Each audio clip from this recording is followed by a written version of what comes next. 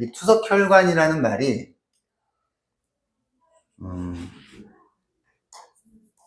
혈액 투석을 위한 동정맥루가 정확한 명칭이에요. 혈액 투석을 위한 동정맥루라고 얘기를 해야 되는데 말이 길고 동정맥루 말이 어려우니까 그냥 환자들이 쉽게 알아들 수 있게 투석혈관이라고 얘기를 하는 거거든요. 그럼 투석혈관은 투석을 하기 위한 혈관인데 투석은 뭐냐? 투석은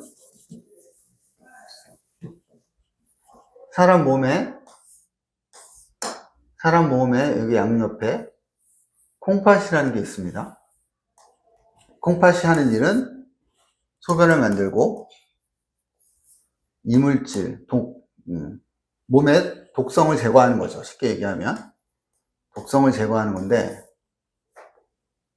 이게 망가지면 소변이 나오질 않아요. 소변이 나오지 않으니까 소변이 안 나오니까 물이 계속 쌓이는 거예요. 난 우리 뭘 먹는데 계속 몸이 뿔겠죠. 막 뿔고 요독이라고 하는 소변으로 나와야 될 독이 몸에 쌓입니다. 요독증이라고 얘기를 하는데 이러면 죽죠. 살릴 수 있는 길은 없어요. 근데 그거를 이 콩팥 기능을 대신할 투석이라는 거를 이제 사람들이 생각을 해낸 거예요.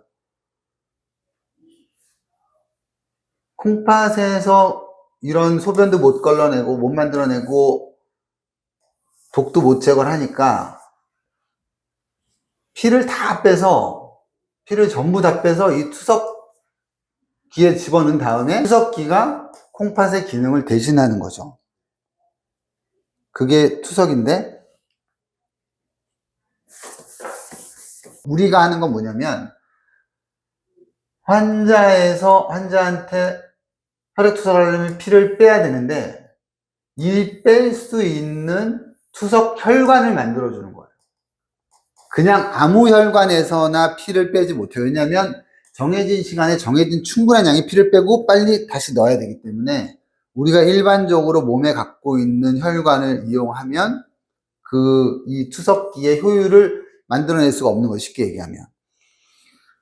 투석혈관이 원래 명칭은 혈액 투석을 위한 동정맥루라고 얘기했는데 그게 어떤 의미냐면 사람 몸은 혈관계가 두 개가 있습니다. 동맥이라는 게 있고 정맥이라는 게 있고 그 동맥은 심장에서 짜주는 피가 지나가는 길이에요.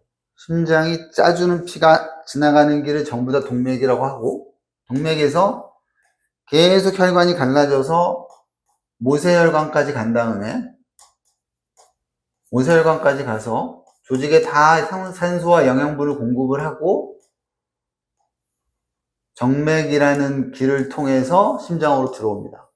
동맥은 심장이 짜주는 길이니까 심장이 짜주는 피가 지나가는 길이니까 심장이 짜주는 힘이 있어.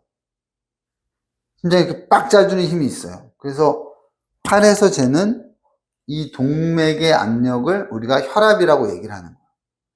그런데 모세혈관까지 가면 심장이 짜줬던 힘은 다 사라졌어요. 이제 사라지고 여기서부터는 정맥이라는 길을 통해서 아무 압력 없이 심장까지 길이 돌아와야 돼요. 되게 큰 차이인데 여기 압력은 그래서 동맥의 압력은 우리가 일반적으로 120에 80이라고 얘기하죠. 80mmmercury. 정맥은 10mmmercury가 되지 않아요. 우리가 눈에 보는 모든 혈관은 다 정맥이에요. 동맥이 아니에요. 동맥은 보이지 않고 한의사들이 이렇게 맥주 풀 때 아니면 뭐 사람들 막 그 영화 보면 죽었나 안 죽었나 여기 이렇게 탁 만져질 때 경동맥 내지는 요골동맥 이런 걸만 만져지는 거지 보이지 않아요. 절대. 정맥은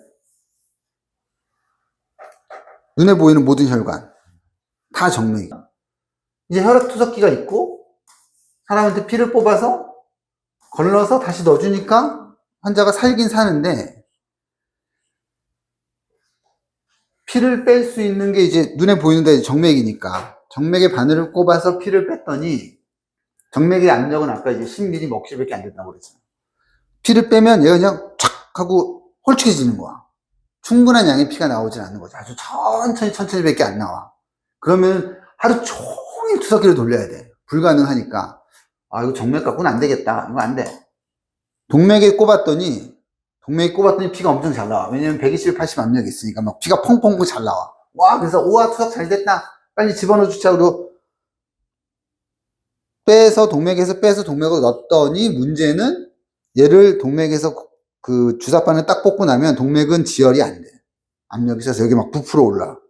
감염도 되고. 그래서 동맥도 쓸 수 없고 정맥도 쓸 수 없으니까 그 브라질에 있는 어떤 의사가 손목에다가 요 우리나라 말로는 두부정맥이라고 얘기하는 요 정맥에 우리는 세팔릭 베인이라는 베인과 정맥과 요골 동맥, 아까 한의사들이 맥집 풀 때 짚는다는 그 요골 동맥을 연결을 했더니 동맥과 정맥을 만든 거죠. 동정맥류를 만든 거야, 의사들이. 만들었더니 이 정맥은 이렇게 바로 연결이 되니까 뺄 때는 동맥의 압력처럼 피가 잘 나오고 들어갈 때는 들어가서 지혈을 시킬 때는 정맥처럼 지혈이 잘 되고 피부 바로 밑에 있으니까 동맥은 피부 깊숙한 곳에 있기 때문에 지혈을 못 시키는데 정맥은 피부 밑에 있으니까 지혈이 잘 된단 말이에요. 아무리 압력이 높더라도 피부 바로 밑에 있으니까 지혈이 너무 잘 되는 거야. 그래서 요 혈관을 만들기 시작했고 동맥과 정맥을 연결하기 시작했고 동맥과 정맥을 연결한 요 혈관이 혈액투석을 위한 동정맥류가 된 거죠. 투석혈관.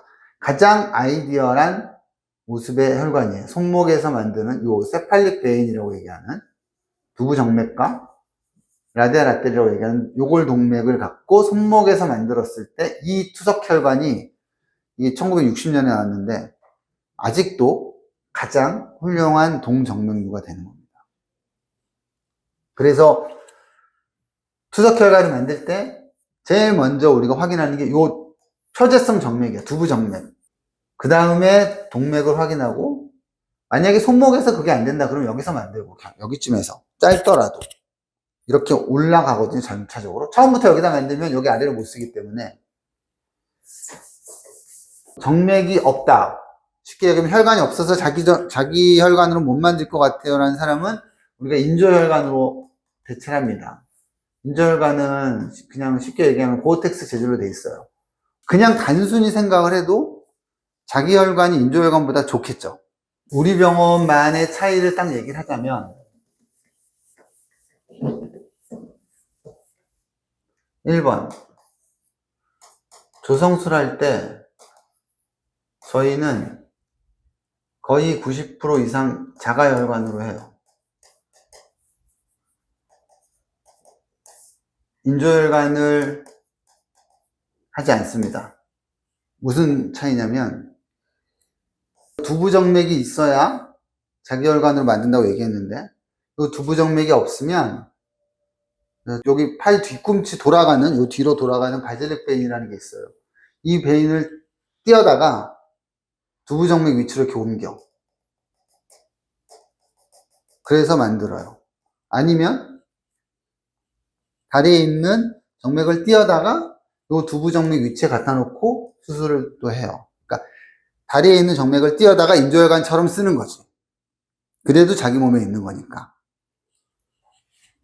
그렇게 하는 병원이 거의 없습니다. 여러 가지 이유가 있어서 그런데 뭐 굳이 얘기를 하자면